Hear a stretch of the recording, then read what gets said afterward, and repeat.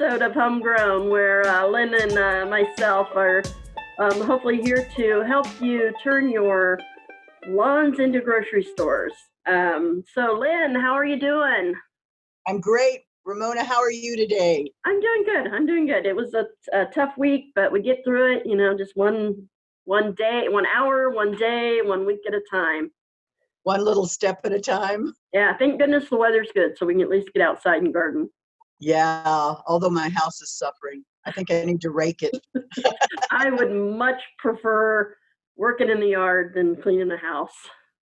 Yeah, me too. And I've discovered, when this whole COVID thing started, I was baking and cooking and baking and cooking. And now I'm like, I want to garden right when I'm supposed to be starting dinner. So every now and then I get a reprieve, and I have a bowl of cottage cheese for dinner. And he'll eat a frozen burrito. There you go. There's like here's a salad. Yeah. So last time we talked, we thought we would touch on mulching. So we thought we'd make today's topic about mulching and how to protect the babies once you put them in the ground. Because not that I know anybody who would do that right now, but we always cheat. We always cheat every year. I'm sorry. Are you in the ground? We are in the ground. Not everything, but yeah, this will be the, I don't know, the 5th or 6th year for our garden. And we've cheated every year. I think being right downtown has helped us, but and because we're all raised beds, so the raised beds tend to be a little warmer than the ground. So anyway, mulching was going to be on the topic today, and then we have a bunch of questions from people who are afraid to be on camera. Putting it bluntly, yes. Hey, if I can be on camera, I think anybody can, because I really, really hate it. So anyway, let's talk about mulching. So what kind of big advice you got for us there? Big advice for mulching. Okay. If you use wood chips, some people like wood chips. Make sure they're only on top of the ground, because once they get into the soil, they tie up nitrogen. In other words, they pull nitrogen away from your plants to help them decompose. So if you have wood chips and they're mixed in with your soil, you want to make sure you have extra nitrogen, which could be didn't know that. One of the animal manures. Oh, and speaking of animal manures, we're going to digress. I think we talked about animal manure a lot. We did, but Sandy asked me one of the last episodes if rabbit pellets could be used without composting them. And I did research, and yes, they can be used straight from the chute, like alpaca or llama. And rabbit pellets have the highest amount of nitrogen in them. Really? So so there's that a little aside there. But back to mulching.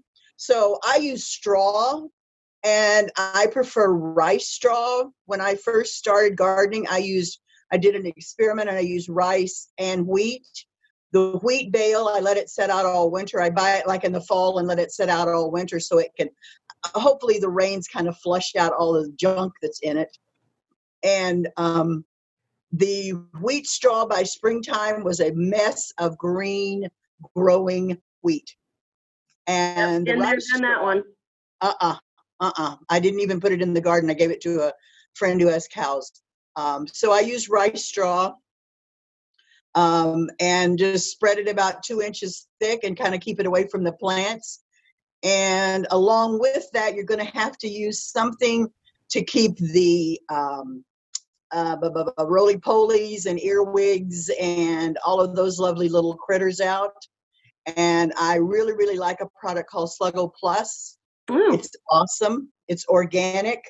It's an iron phosphate with, what else is in there? I can't even remember right now. But it kills cutworms, roly-poly bugs, which I'm two ways about roly-poly bugs, because they're discovering that roly-polies actually, when they eat the soil, they kill a lot of the contaminants that are in the soil. So earwigs are a real problem when you first start your garden. I never put anything of my babies in the ground until I've sprinkled Sluggo Plus all around. Yeah, we use diatomaceous earth. We buy them in bulk. So it looks like looks like we've sprayed cocaine all over our yard. Plus, if you'll have them out down there snorting up your garden. I'm sure people drive by going, "What the hell?" But yeah, we use it for everything.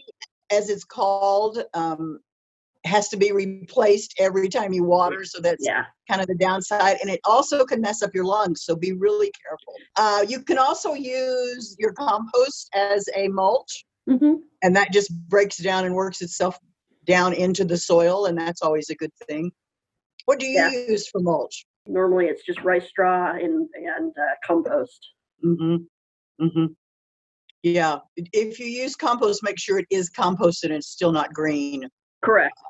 Yeah, and a lot of people want to use their lawn clippings, which not really a good idea. It's usually pretty hot, contains a lot of nitrogen, and any chemicals you put on your lawn when you mow your lawn, to me, those lawn clippings are contaminated. Yeah, I agree.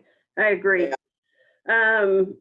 So, like I said, we cheat every year. We try to get our tomatoes in the ground usually about 2 weeks before it's recommended, and then we mulch them really well. We don't spend a lot of money on seeds. We have our own greenhouse, so we can afford to take those chances because we have such a short growing season up here. And we don't use a lot. We use all organic fertilizers, so sometimes things don't grow as quickly. Right. So like I said, we try to cheat, and it's hard when the weather's 70 degrees outside, 70 and 80 degrees outside, to not want to go out there and put stuff in the ground. Right. It's very tempting, and I've been burnt too often, and I wait. I've lived up here since 2005.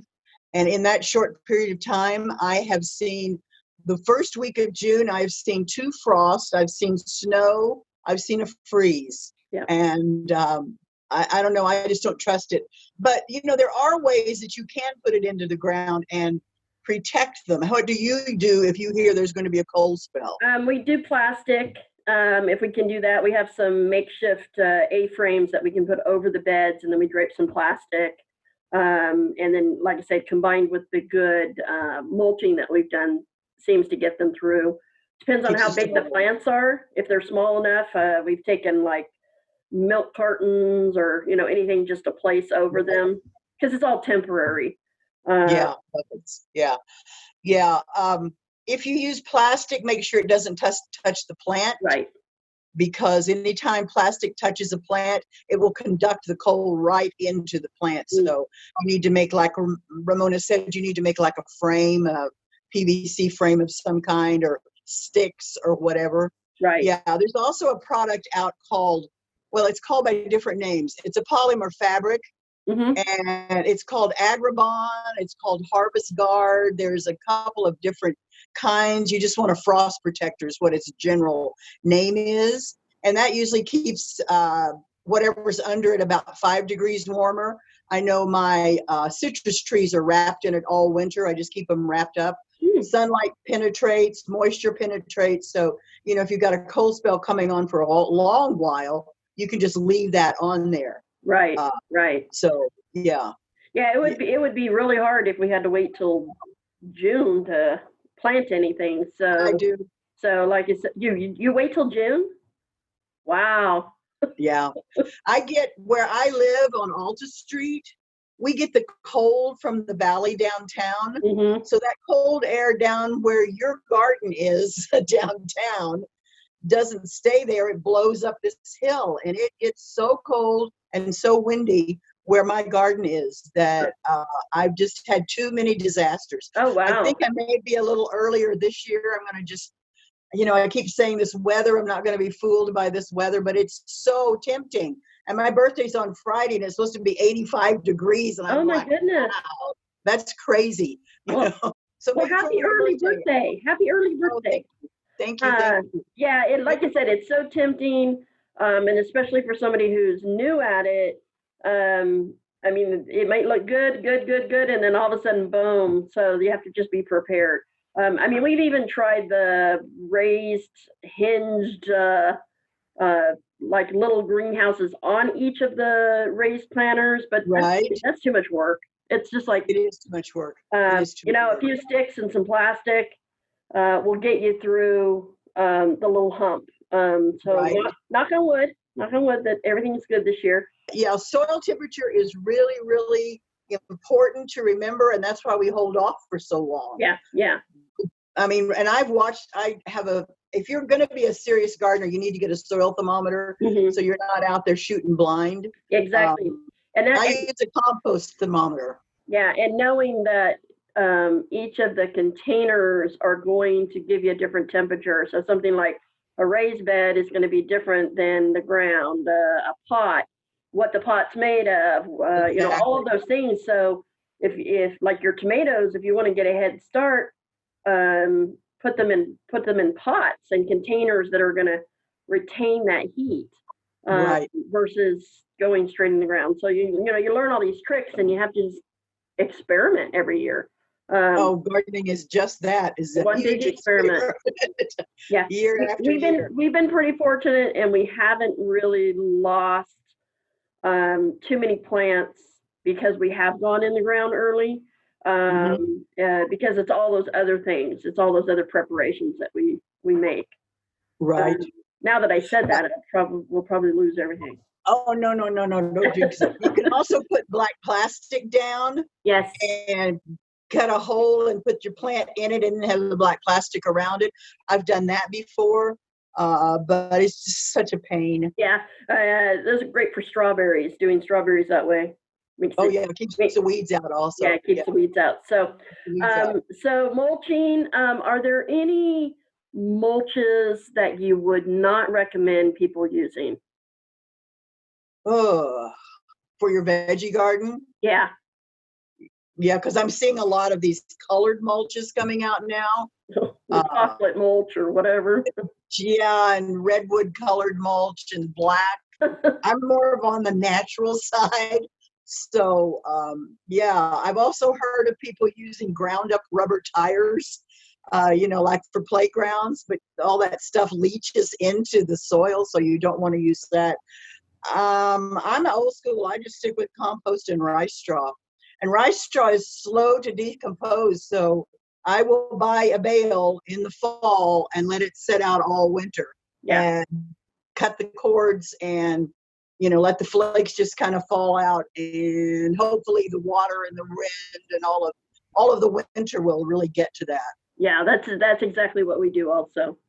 Okay, so today's topic was mulching. I'm sure we'll post some suggestions down on our Facebook page. Right. Okay, we're going to jump back just a minute. What should people be planting in the ground right now today? So what needs to go in the ground right now? Right now, I planted my second batch of lettuce, my black-seeded Simpson, one of my favorites. I planted that in the ground. My radishes are popping up. I planted them last week before last. So, but now, especially in the lower elevations down Penn Valley, that area, you can go ahead and put all your veggies in the ground. Your soil should be warm enough, and go garden. Yeah, exactly. Let's go over to some questions that some of the folks had asked. One of the questions that came up was, imagine this, if I planted my veggies early,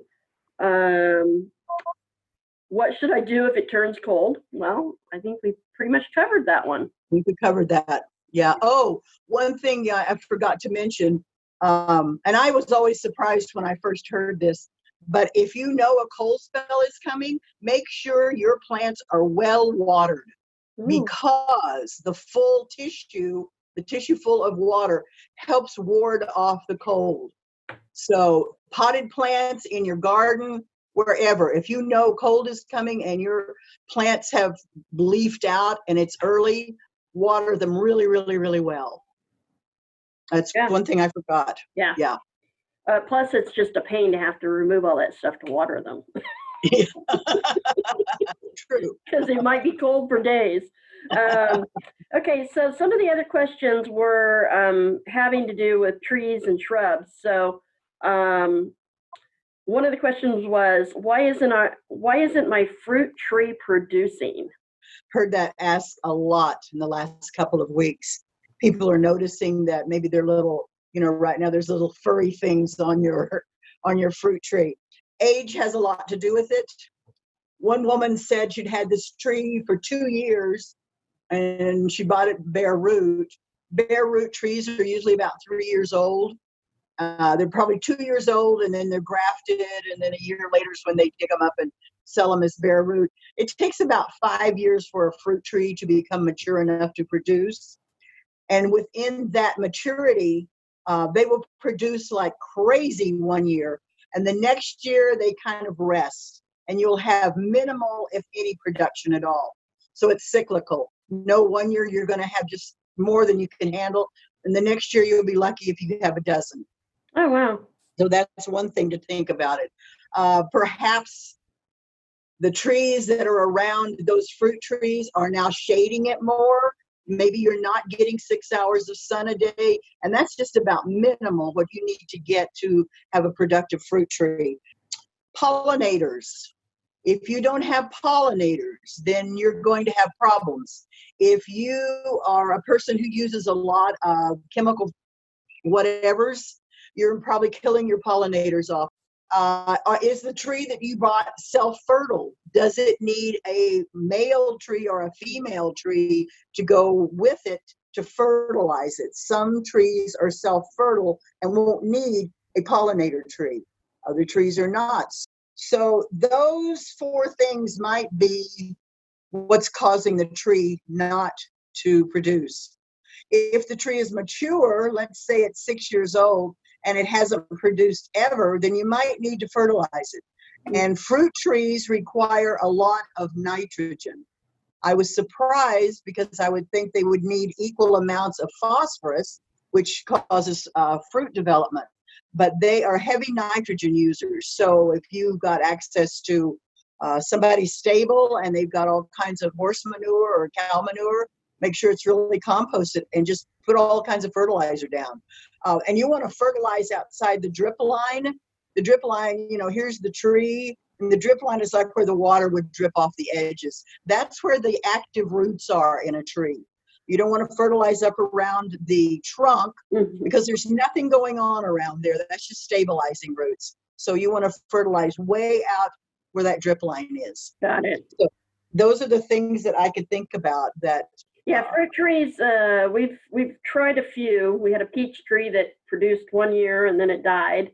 And they just take a lot of work. They do. Take a lot of maintenance. They do. You know what? My boyfriend and I prune fruit trees all winter, all over the county. So we go to South County. We go way up on Banner. We go way up on 20. We go up on the Ridge.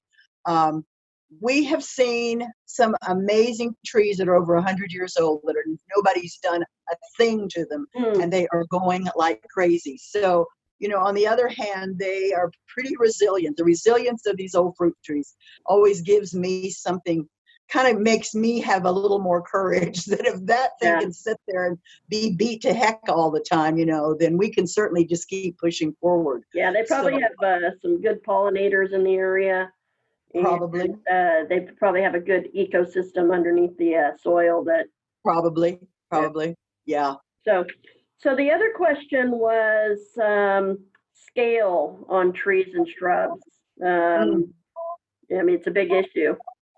It is a big issue, and I'm seeing it getting even bigger because it used to be just occasional, and now it's getting really, really big. I know too much fertilizer can cause scale. Lack of circulation. If the tree can't get a lot of circulation and fresh air to it, that encourages them. ants also farm them. So if you have a tree that's pretty heavily infested and you see ants going up and down the tree, you need to do something to stop that movement. And there's a product out called Tanglefoot, and I'm not even going to go into details about how to get it onto the tree. Oh, it's a pain. Let's just say it's a pain in the ass. We have about a 150-year-old flowering tulip tree in the front yard, and that's huge. And every summer, right around the end of July, beginning of August, it starts raining. It's just like, what is this sticky stuff? The honeydew. Oh yeah, it's not honeydew. It's aphid crap.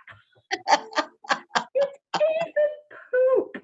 Oh God. And going through the Master Gardener program, that was well worth the money to learn.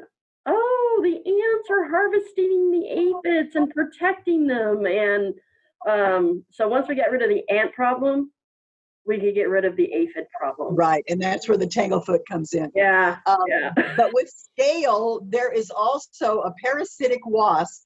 And when I say wasp, people always think of that, the mean old blankety blank that'll run around and chase you. Yes.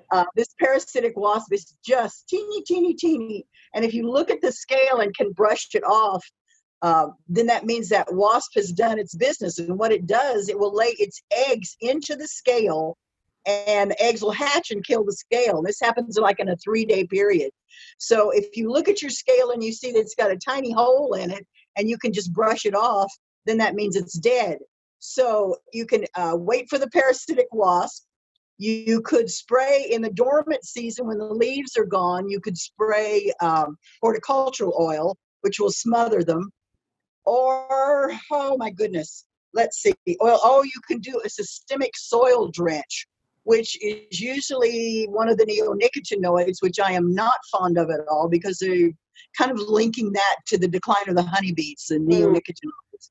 But, and you need to use a lot of it to do a systemic soil drench. So, I've had to tell people before that I think they just need to get rid of the tree because it's just getting so bad. Right. And what does scale look like? I mean, I imagine scales like on a lizard or something. No, little round. Some of them are round. Some of them can be almost powder, like little fuzzy white things. Usually they're brown, and there's hard scale and soft scale. They all do the same thing. There are many, many different varieties of it. And along with this, I want to also suggest that people use UC Davis IPM, Integrated Pest Management. If you just Google IPM UC Davis, the information on that website is phenomenal. And you want to go to Home Garden, and then you can just pick out within there whether it's roses or vegetables or trees or fruit trees or whatever. That will really help you, and it will give you in-depth information on how to deal with this awful thing. Right. Yeah. And then the last question was curly leaves on either plum or peach trees. On everything. It's on everything now. How do you get rid of curly leaf? You don't. I've seen it now go onto Photinia, the red shrub, that's so pretty right now, that's all red. I've seen it going onto your ornamentals now. In the wintertime, during the dormant season, that means when the leaves are all off of it, you should spray 3 or 4 times. You should spray with horticultural oil. And the only thing we're allowed to use in California of a copper substance, I think it's called Liquid Cop now. There might be another one out with the same brand. But you want to look for a copper spray. You can put them together, and you want to spray it 3 times. Some of our clients have had it so bad that we spray 4 times. UC Davis is doing a little bit of a study, and they're discovering that liquid kelp, put around the drip line of the tree also strengthens the vascular system and better enables the plant to throw it off. Right. So what is curly leaf?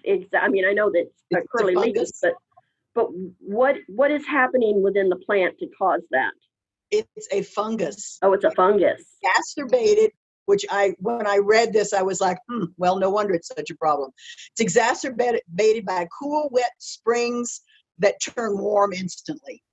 Oh, What have we been having? Cool, wet spring and Yeah. bam, summertime. Yeah. yeah, instant summer. Yeah. And it's just a fungus. So cleanup is crucial, and it only hits really most severely the first leaves, the baby leaves, because they're so tender. And a lot of times if the tree is not huge, you can just pick most of them off. You want to make sure, it's almost like COVID-19. You want to make sure you're wearing gloves. You want to make sure that you sanitize the gloves afterwards, sanitize everything. Pick up the leaves around, because it lives in the ground. And then when it rains, it splashes it up on the tree, and then it just spreads all over the tree. So it's a fungus that lives in the ground, pretty much attacks. It sounds like it's attacking more and more plants. Where I only knew it from like fruit trees and whatnot. Mm-hmm. It's becoming more prevalent in other plants. Other plants, yeah. Wow. Yeah. Wow. Well, hopefully that helps them out a bit. Like we said earlier, gardening is probably the most frustrating thing that you'll experience, but the most rewarding. Exactly. You can actually like produce say, food. Can't accept failure. You should not be a gardener. Yeah, you're gonna have to embrace it, don't you? Because it's like, Yeah. I mean, it is sad when you have that tree that you've grown for 10, 15 years die on you. But hopefully you can catch it before that happens. Right. All right. So we just want to remind people to, I don't know what we want to remind people to do. We want to remind people to ask us questions, follow us, and ask questions when you see our episodes. And we need volunteers. We want somebody to come on here and talk to us. Yeah, so, I mean, as soon as we're able to, we'll get out and do some of these from in the garden. But makes it a little hard right now. So, Lynn, I'm gonna leave you with the thought of the day. The thought of the day: take care of your babies, put them in the ground, and if you can. And if you do put them in the ground, make sure you have protection available so that if we do have a cold spell, you're ready for it.